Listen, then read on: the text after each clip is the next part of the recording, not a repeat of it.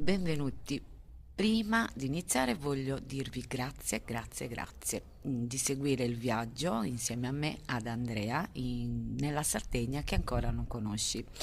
Se vi va iscrivetevi al canale e attivate la campanella così sarete sempre aggiornati dei nuovi contenuti.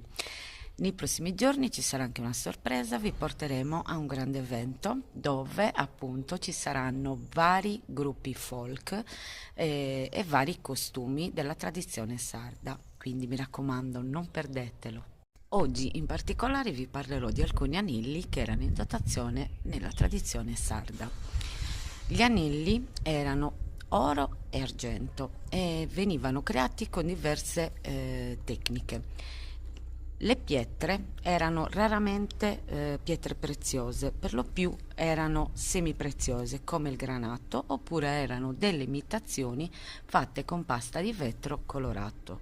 Uno dei più importanti è quello donato nella cerimonia di fidanzamento alla futura sposa. È conosciuto come mani in fide. Quest'anello nel castone ha raffigurato due mani che si stringono. Pensate che era già presente in età romana. Conoscete il detto paese che vai, tradizione che trovi? Qui è il caso di usarla. Pensate che nella zona di Cagliari esisteva un anello in argento con incastonata una pietra color miele. Si diceva che avesse il potere di lenire l'emicrania. Lo stesso tipo di anello nell'oristanese invece era o d'argento o d'oro con incastonata una pietra di corallo rosso o un occhio di Santa Lucia.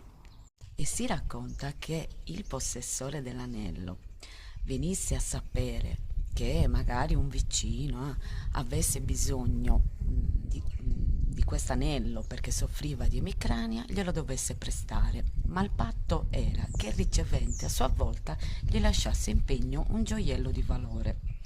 Il tutto però avveniva secondo delle regole, non potevano essere consegnati nelle mani, ma dovevano essere appoggiati a terra e poi raccolti. Concludo dicendovi che in Sardegna i gioielli non sono solo gioielli, ma sono storie, ricordi e anche tradizioni che continuano a brillare nel tempo. Ciao!